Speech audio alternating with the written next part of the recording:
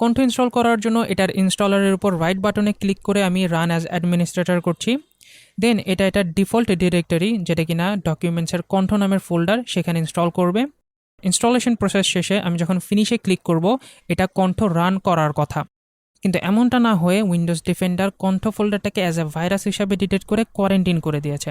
তো এটার সলিউশন কি? এর জন্য শুরুতে আমি উইন্ডোজ সিকিউরিটি ওপেন করব, দেন সেখান থেকে ভাইরাস অ্যান্ড থ্রেড প্রোটেকশন। সেখান থেকে প্রোটেকশন হিস্ট্রিতে গিয়ে আমরা দেখতে পাচ্ছি ঠিক যে সময় কন্ঠো ইনস্টল করেছিলাম সেই সময়টাতেই উইন্ডোজ ডিফেন্ডার কন্ঠো ফাইলটিকে কোয়ারেন্টাইন করে দিয়েছে। তো সেখান থেকেই শুরুতে অ্যালাউ এবং পরবর্তীতে রিস্টোর করতে হবে।